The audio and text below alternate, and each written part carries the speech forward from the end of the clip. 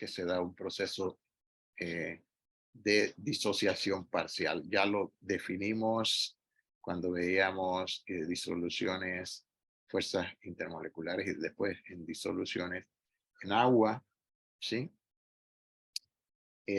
Un ácido débil se ioniza parcialmente, entonces se traduce en equilibrio. Esta es la ecuación de la portada: ácido acético, acetato y un hidrógeno. Yo prefiero usar H3O más que H más. Si usted va a encontrar esto también como CH3COOH y equilibrio, y entonces simplemente se pone acetato y H más. Quita la molécula de agua de aquí y quita del hidrógeno la molécula de agua que está coordinada al ion hidrógeno.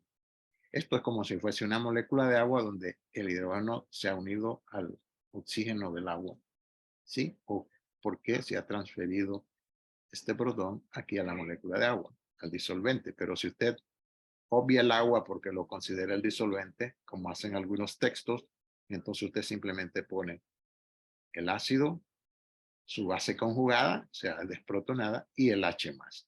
Y ese es el concepto que se conoce como el concepto ácido de Bronsted-Lowry. Como es un equilibrio, entonces no puedo decir que un mol de de ácido acético va a producir un mol de acetatos y un mol de iones hidrógeno. No.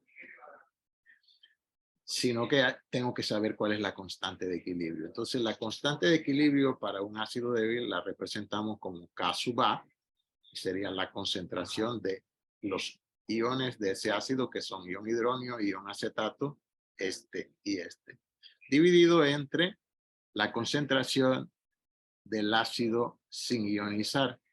Sí, la forma molecular, la forma disociada. O sea que la constante de equilibrio te dice, ¿dónde está la concentración de agua? Está en el valor de la constante, porque el agua es el disolvente. El disolvente está la cantidad, la concentración o la cantidad de disolvente es mucho mayor que la concentración de los iones o de la forma molecular del ácido, y por eso entonces está en este valor que está aquí. O sea que si yo pusiera constante de equilibrio en vez de K, tendría que poner aquí concentración de ácido acético por concentración de agua. Pero como estoy hablando de constante de acidez, o sea, la constante de equilibrio de un ácido, ya la concentración de agua que iría aquí, multiplicando la del ácido acético, está incluida en la constante de equilibrio. De tal manera que se reduce para un ácido débil que la constante de equilibrio es el producto de la concentración de los iones entre la concentración del ácido sin ionizar. ¿Ok? Si yo quito la molécula de agua de aquí, que es la forma que aparece en algunos textos, la hemos puesto acá. Pero yo me inclino más por la forma esta que hemos puesto aquí, como H3O más, o sea, ion hidrógeno en vez de ion hidrógeno. Es este H más, sin el agua. ¿Okay? Bueno, entonces cada ácido débil tiene su correspondiente constante de equilibrio a 25 grados o a la temperatura de referencia. Y para el caso del ácido acético, el valor de la constante está aquí, 1.8 por 10 a la menos 5. Y luego entonces vamos a ver cómo manejamos la estequiometría para obtener la concentración de iones hidrógeno o la que nos pida un problema utilizando la constante de equilibrio. Y entonces tenemos que interpretar esa estequiometría tal como lo vimos en la semana que dimos la clase de equilibrio químico para el cálculo cuando tengo un sistema en equilibrio. ¿Okay? Debo conocer la constante de equilibrio. ¿Okay? Porque ya no puedo manejar la estequiometría como la aprendimos para un proceso que es simplemente en una sola dirección, o sea, para un proceso que no es en equilibrio, un proceso que llamamos irreversible, ¿okay? O sea, una sola flecha. Bueno, aquí tenemos entonces algunos ácidos débiles, constante de ionización de algunos ácidos débiles y sus bases conjugadas. Hemos seleccionado aquí algunas, bueno, en un momento esto lo utilizamos para el grupo de farmacia y pusimos aquí algunos ejemplos. Bueno, esto está en el texto, en la tabla 15.3.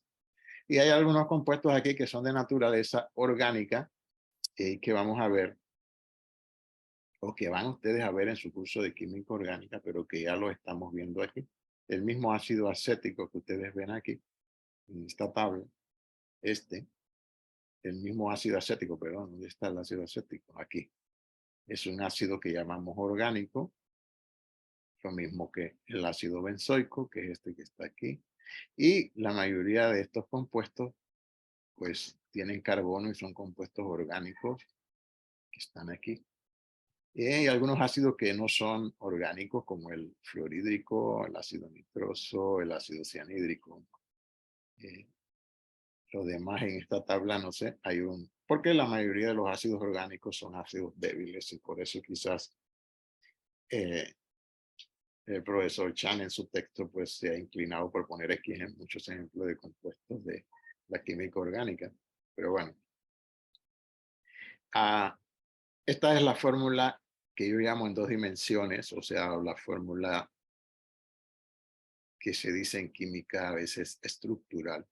El ácido benzoico es este C6H5COOH. Y traten de escribir esto así porque este grupo de átomos se llama grupo funcional. Es en la fórmula cuál es el grupo de átomos que le da las características al compuesto. Entonces esto es un ácido orgánico, contiene este grupo que llamamos carboxílico y que verán ustedes con más detalles en la química orgánica. COOH es este grupo de átomos que está aquí unido de esta manera, es lo que llamamos el grupo carboxílico. Lo estoy señalando con el puntero láser. ¿Okay? Esto es el grupo carboxílico. Entonces, un ácido orgánico contiene este grupo. Un ácido inorgánico no, sino que simplemente tiene el hidrógeno, pero unido a un átomo electronegativo o a otro grupo de átomos, como digamos NO2, HNO2, el ácido nitroso.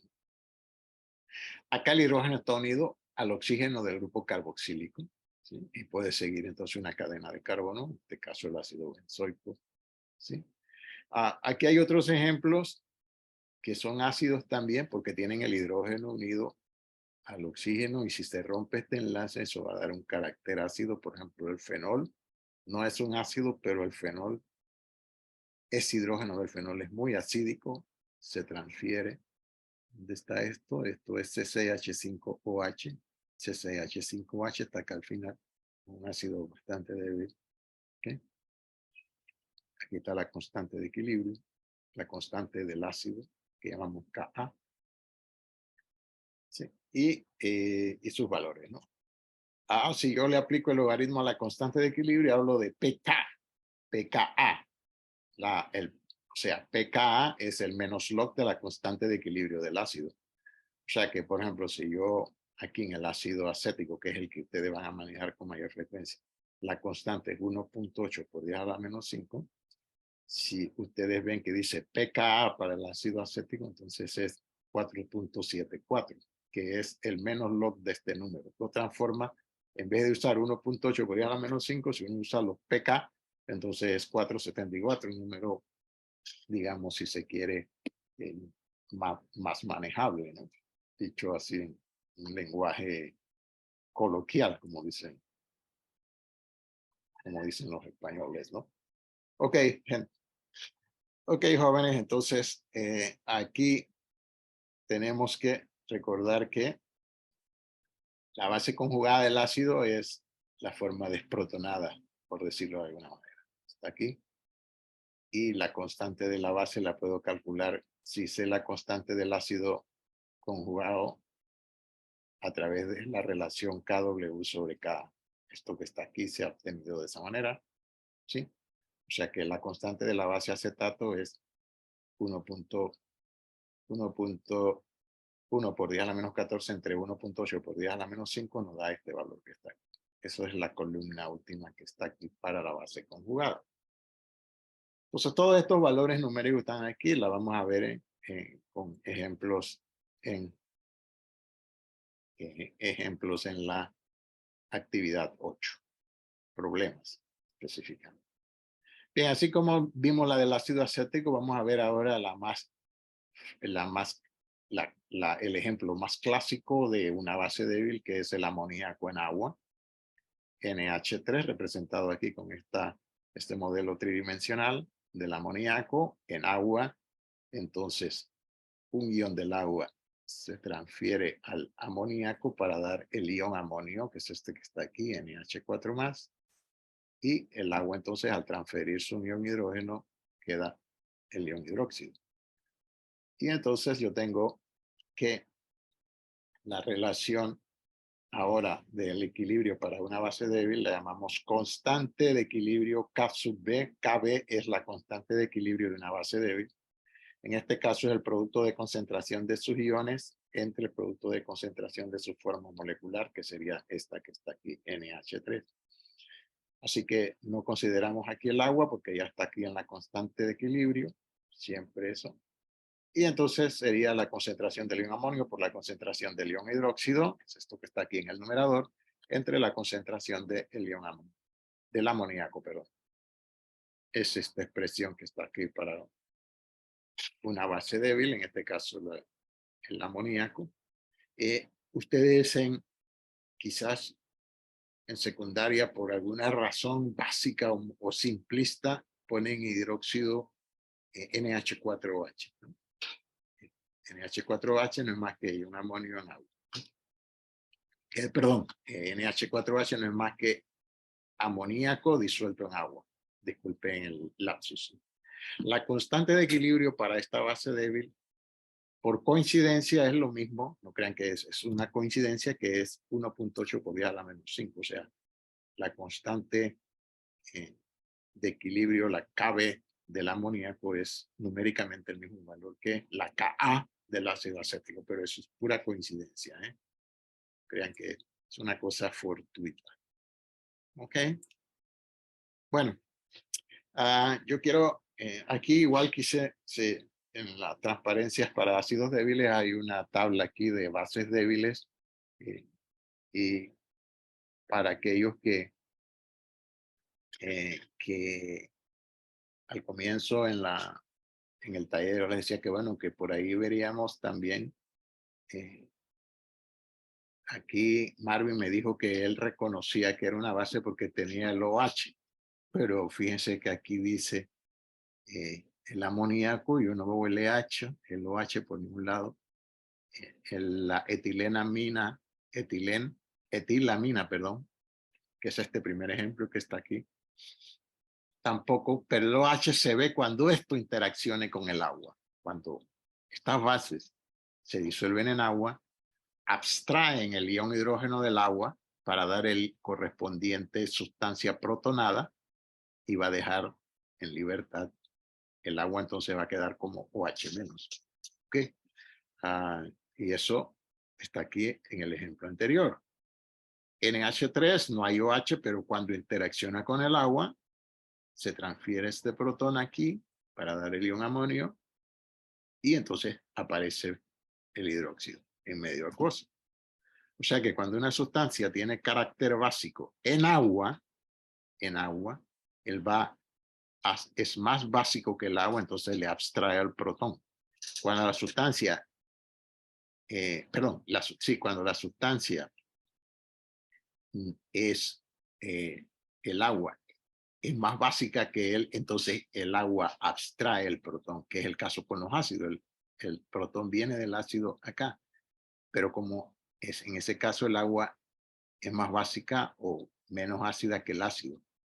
Pero cuando se enfrenta a una base como el amoníaco, el agua es menos básica que ella, entonces es el agua la que transfiere. O sea que el carácter ácido básico es relativo, depende frente a quién yo esté. O sea que eso lo verán ustedes posiblemente más adelante, pero yo por ahí les puedo dar un caso, digamos, o sea que el agua, dependiendo de frente a quién esté, puede actuar como ácido o como base. Por eso es que se habla de que el agua puede tener un carácter que llamamos anfótero. Anfótero significa que se puede comportar como ácido o como base.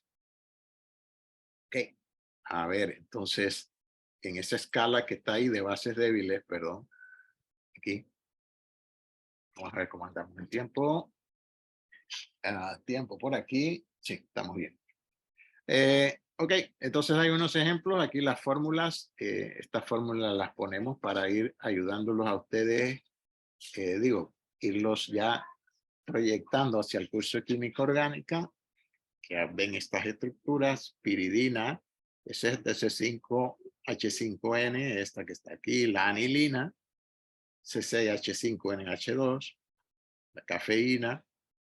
A ver cuál de estas que está aquí es la cafeína, se los dejo para que ustedes interaccionen en esta transparencia. Y la urea, que es una amida, una diamida, o sea, CONH2 dos veces. O sea, la urea es la última que está aquí, es una base muy débil, ¿sí? Constante de equilibrio muy pequeña. ¿Okay? Bueno, entonces, ácidos y bases ya tenemos. Por eso les decía que hoy iba a dar una clase bastante, un enfoque bastante efímero, porque veo que sus conocimientos previos están bastante aceptables. Estaban correctos para dar esto de manera así, como un pantallazo, y concretarnos quizás más al aspecto de las actividades, ¿no? Bien, algunos ácidos tienen más de un hidrógeno ionizable, ¿no? Entonces, en ese caso hablamos de ácidos polipróticos o dipróticos, ¿no? Y sus correspondientes bases, ¿no? Esto lo van a ver también con bastante incidencia en su curso de química analítica. El ácido oxálico, aquí está su estructura, tiene 2 hidrógenos ionizables. El ácido fosfórico tiene 1, 2, 3 hidrógenos ionizables, ¿sí? El ácido sulfúrico tiene 2 y así sucesivamente. Entonces, las ionizaciones van por etapas. O sea, si yo tengo 2 iones, ¿sí? Entonces, en una primera ionización, el ácido oxálico, por ejemplo, pierde un protón, y en la siguiente, entonces se pierde el otro protón. Eso es lo que está aquí. Por ejemplo, el ácido oxálico es este que está aquí. Donde está H2, C2, H2, C2 o 4, ¿dónde está eso? Aquí, aquí hay que hacer una cosa. Aquí está. H2, aquí falta un 2, voy a ponerlo. Aquí falta un 2, Esto es H2, C2 o 4, este que está aquí, este señor.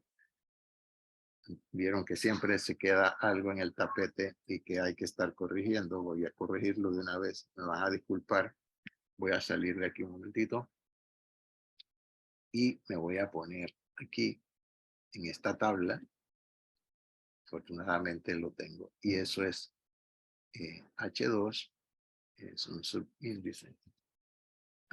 Caramba, roseta, roseta. Ahí vamos a insertar un 2. Ahí está. ¿Ok? H2C2 o 4. Si le quito un protón, me queda HC2 o 4 menos. Ok, entonces esa sería la primera ionización. Entonces, aquí, cuando esto pierde un protón, la constante que llamamos Ka1 sería este valor que está aquí. Lo voy a poner ahora sí, ya que lo corregí. Lo voy a poner en pantalla completa. Cogemos el puntero por aquí. Ya lo corregí aquí. El ácido oxálico es H2, C2 o 4, que es este que está aquí. H2, C2 o 4. Sí, 4 oxígenos. Tenía aquí un error en la fórmula. Si pierde uno, me queda este, que es el hidrógeno oxalato. Entonces, si se pierde este otro protón, y ya queda sin 2 protones, como está aquí el oxalato, esa sería la constante de ionización segunda, Ka2. Ka1 sería esta, Ka2 sería esta. ¿Ok? Para el ácido sulfúrico también, la primera constante es muy grande, pero la constante segunda, que no es un ácido, es un ácido que llamamos medianamente, ¿sí? La constante es 1.3 por 10⁻², ya entra. Si ustedes buscan un ácido y no aparece la constante, es porque el ácido es fuerte, está completamente ionizado, entonces no hay constante de equilibrio. Aquí dice ácido sulfúrico, la primera constante muy grande, no hay ningún valor, entonces es un ácido fuerte. ¿Okay? Pero la segunda ionización ya entra dentro de los ácidos que no son muy fuertes, o sea, este ya es un ácido término medianamente débil, ¿no? No tan débil, pero bueno. Ah, y así sucesivamente. Entonces, el ácido fosfórico, la primera constante de ionización, o sea, cuando ha perdido, aquí está el ácido fosfórico, un protón, la Ka es 7.5 por 10 a la menos 3. En el siguiente proceso, Ka2 pierde el otro protón. Esta es la Ka2. Y cuando pierda los 3 protones para dar fosfato, entonces esta es la Ka3. Pero el proceso va en etapas. Primera ionización, segunda ionización, tercera ionización. Por eso llamaba constantes de ionización de ácidos dipróticos o polipróticos. Y sus bases conjugadas. La base conjugada es el ácido sin un hidrógeno. Eso es la base conjugada de un ácido que llamamos pares conjugados en medios acuosos. Ok. Para resumir todo esto que hemos visto de ácidos y bases, ¿no? Entonces, si el ácido y el hidrógeno está unido a un halógeno que le llamamos ácido halogenhídrico, donde aquí puede ser flúor, cloro, bromo y yodo, entonces tengo la serie de ácidos halogenhídricos, que son estos que está aquí. Como el átomo es muy electronegativo, entonces, si el átomo es muy electronegativo, el hidrógeno está más fuertemente unido al flúor que al cloro, y por eso es que transferir este hidrógeno, por eso el ácido fluorhídrico es un ácido débil. El ácido clorhídrico es más fuerte, el bromídrico es más fuerte, el iodídrico es más fuerte. Es una escala ya de fortaleza ácida para los ácidos de fórmula HX, donde X es un halógeno, ¿no? Para los oxoácidos, yo tengo el hidrógeno unido al oxígeno y el oxígeno unido a un átomo central que hemos llamado en esta fórmula general aquí E, en esta fórmula estructural que hemos puesto aquí. Entonces, si el átomo central es muy electronegativo, entonces va a atraer electrones, entonces debilita el enlace OH, entonces obviamente si esto atrae electrones, entre más electrones atraiga, se debilita el enlace hidrógeno-oxígeno, entonces es más ácido. Así que la acidez aumenta cuando el átomo central es muy electronegativo. También aumenta si hay más oxígenos unidos al átomo central, que es lo que está representado ahí. Y también aumenta dependiendo si hay grupos unidos al átomo central que llamamos electroatrayentes, entonces también se debilita este enlace y aumenta el carácter ácido. O sea que los ácidos oxoácidos aumentan de acuerdo a la electronegatividad de E, o si tengo grupos que atraen muchos electrones unidos aquí al átomo central. ¿Okay? Bien, entonces fíjense lo que es interesante con los oxoácidos. Y lo voy a hacer ahora para ustedes, para que vean lo que las definiciones simplistas, digo yo, causan en la concepción de los términos, en este caso de ácido. Voy a encerrarla en un círculo. Esto es un oxoácido, ¿ok? Fíjense. Supónganse que en el oxoácido se rompe este enlace. ¿Qué va a generar? Iones hidróxido. ¿Ok? Entonces sería una base. Pero ¿qué sucede si en vez de romperse el enlace del átomo central con el oxígeno, se rompe solamente el enlace? Bueno, déjenme poner esto detrás. Se rompe, ay. Fíjense que es que el ratón acá me está. Si se rompe este enlace, voy a generar iones hidrógeno. Entonces, no hay diferencia en la estructura, dependiendo de dónde se rompe el enlace, que esto va a tener un comportamiento básico si se rompe el enlace que yo he marcado aquí en rojo, ¿sí? Pero si se rompe el enlace que he marcado aquí en azul, entonces se comporta como ácido. O sea, un oxoácido, dependiendo de qué enlace se rompa, si se rompe el enlace EO, o sea, átomo central oxígeno, el carácter es básico. Pero si se rompe el enlace oxígeno-hidrógeno, entonces el carácter es ácido.